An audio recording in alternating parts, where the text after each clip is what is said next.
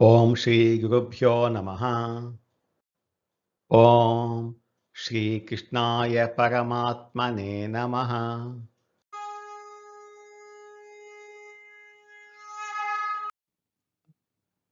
భగవద్గీత మోక్ష సన్యాస యోగంలో ఈరోజు మనం 4-5 శ్లోకాలను తెలుసుకుందాము. ఇంతకుముందు శ్లోకంలో సన్యాసము మరియు త్యాగం గురించి పండితులు చెప్పినటువంటి అసలు పనులు మానాలా వద్దా అన్న సందేహానికి అనేటటువంటి వివాదానికి తెగదించుతూ శ్రీకృష్ణ పరమాత్మ ఈ 4వ శ్లోకంలో తన యొక్క నిశ్చయాత్మకమైనటువంటి వివరణ ఇస్తున్నారు. 4వ శ్లోకం.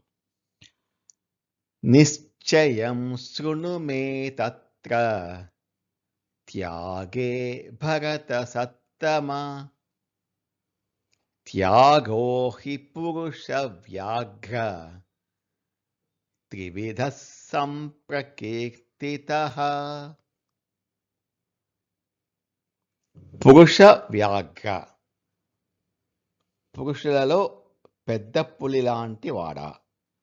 భరత సత్తమ, ఓ అర్జున.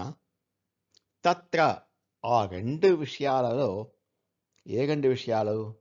సన్యాసము, త్యాగము అనే 2 విషయాలలో త్యాగే అంటే త్యాగ విషయంలో మే నిశ్చయం శృణు, నా యొక్క నిశ్చయాన్ని వినుము. హి త్యాగః త్రివిధ సంప్రకీర్తితః. ఎందుకంటే త్యాగము 3 విధాలుగా పేర్కొనబడింది. నిశ్చయం శృణుమే, నా నిశ్చయాన్ని వినుము. కృష్ణుడు ఇక్కడ ఎంతో అధికారంతో మాట్లాడుతున్నారు. అర్జున, బయట పండితులు తలా ఒక్కొక్క మాట చెప్తున్నారు. వాళ్ళ వాదనలు పక్కన పెట్టు. సృష్టికర్తగా, భగవంతుడిగా నా యొక్క ఫైనల్ నిర్ణయం ఏమిటో ఇప్పుడు నేను చెబుతున్నాను, శ్రద్ధగా విను అని అర్జున్ని యొక్క అటెన్షన్ తన వైపుకు తిప్పుకుంటున్నాడు. పురుష వ్యాఘ్ర, పెద్ద పులి లాంటి వాడా. కృష్ణుడు ఇక్కడ అర్జున్ని పురుషులలో పెద్ద పులి లాంటి వాడు అని సంబోధించారు. అని ఎందుకు పొగిడాడు అంటే, అర్జునుడు తన కన్ఫ్యూజన్ వల్ల డల్గా, నీరసంగా అయిపోయాడు. భగవద్గీతలో అత్యంత కీలకమైన విషయాన్ని చెప్పబోయే ముందు వినేవాడికి ఉత్సాహం కలగాలి. ఎంతో ఉత్సాహం, ఆత్మవిశ్వాసం ఉండాలి. అందుకే కృష్ణ పరమాత్మ అటువంటి బిరుదులతో పిలిచి అర్జునుడిలో ఒక పెద్ద పులి లాంటి శక్తిని నిద్రలేపుతున్నారు. త్యాగః త్రివిధః, త్యాగం 3 రకాలు. త్యాగం అంటే వదిలేయటం. వదిలేయటం అనగానే ఏదో ఒకే రకంగా ఉంటుంది అనుకోవద్దు. మనుషుల ఆలోచన విధానాన్ని బట్టి, అంటే సాత్విక, తామసిక, రాజసిక గుణాలను బట్టి ఆ త్యాగం 3 రకాలుగా ఉంటుంది అని కృష్ణుడు ఒక కొత్త విషయాన్ని ఇక్కడ పరిచయం చేస్తున్నారు. సన్యాసం మరియు త్యాగం గురించి పండితుల మధ్య ఉన్న కన్ఫ్యూజన్కు ముగింపు ఇస్తూ భగవంతుడు తన తుది తీర్పును ఇప్పుడు వినిపించబోతున్నారు. ఈ 4వ శ్లోకం కేవలం ఒక ఇంట్రడక్షన్ మాత్రమే. అసలైనటువంటి ఫైనల్ డెసిషన్ని, అంటే మనం జీవితంలో ఏ పనులను ఎట్టి పరిస్థితులను వదలకూడదు అనే విషయాన్ని కృష్ణ పరమాత్మ తర్వాత 5వ శ్లోకంలో చెప్తున్నారు. నిశ్చయం శృణు మే తత్ర త్యాగే భరత సత్తమ త్యాగో హి పురుష వ్యాఘ్ర త్రివిధ సంప్రకీర్తిత. ఓ భగతవంశ శ్రేష్ఠుడా అర్జున, ఆ త్యాగం విషయంలో నా నిశ్చితమైన అభిప్రాయాన్ని వినుము. ఓ పురుష వ్యాఘ్రమా, పురుషులలో పెద్ద పులి లాంటివాడా, ఈ త్యాగం అనేది 3 రకాలుగా ఉంటుంది అని శాస్త్రాలు స్పష్టంగా చెబుతున్నాయి. 5వ శ్లోకం. మనిషి తన జీవితంలో ఎట్టి పరిస్థితుల్లోనూ వదలకూడనటువంటి 3 ముఖ్యమైన పనులు ఏంటో స్వామి ఇక్కడ వివరిస్తున్నారు. 5వ శ్లోకం. యజ్ఞదాన తప కర్మ నత్యాజ్యం కార్యమేవ తత్ యజ్ఞోదానం తపశ్చైవ పావనాని మనీషిణాం. యజ్ఞదాన తపకర్మ, యజ్ఞదాన తపస్సులను ఆచరించుట. నత్యాజ్యం, త్యజింపరానిది. తత్కార్యం ఏవ, ఆ 3 అవశ్యము ఆచరించాల్సిందే. యజ్ఞదాన తపశ్చైవ, యజ్ఞము, దానము, తపస్సు, ఇవే మనీషిణాం పావనాని, జ్ఞానులను పవిత్రం చేస్తాయి. నత్యాజ్యం అంటే ఎట్టి పరిస్థితుల్లోనూ వదలకూడదు. కృష్ణుడు ఇక్కడ ఏమాత్రం సందేహం లేకుండా చెప్తున్నారు.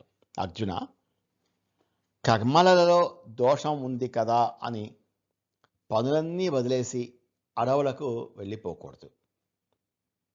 సన్యాసం తీసుకున్నా సరే యజ్ఞం అంటే భగవంతుణ్ణి ఆరాధించడం, పూజలు చేయటం, మంచి పనులు చేయటం, దానం ఇతరులకు సహాయం చేయటం, తపస్సు శరీరాన్ని మనసును క్రమశిక్షణలో ఉంచుకోవటం అనే ఈ 3 పనులను వదలకూడదు. కార్యమేవ తత్, ఖచ్చితంగా చేయాల్సిందే. ఈ 3 కర్మలు ఏదో ఆప్షనల్గా చేస్తే చేయొచ్చు, చేయకపోతే చేయకపోవచ్చు అని కాదు, తప్పకుండా చేయాల్సిందే. మనిషి పుట్టినందుకు ఇవి మన కనీస బాధ్యతలు. వీటిని చేయటం వల్ల సమాజం బ్యాలెన్స్డ్గా నడుస్తుంది. పావనాని మనీషిణాం, జ్ఞానులను కూడా పవిత్రం చేస్తాయి.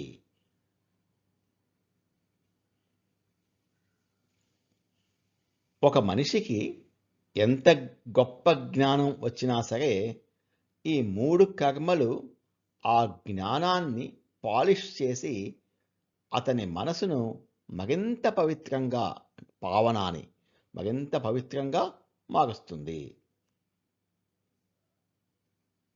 ఒక మనిషి ఎంత గొప్ప కోటీశ్వరుడైనా లేదా ఎంత పెద్ద పెద్ద చదువులు చదివి విద్యావంతుడు అయినా కూడా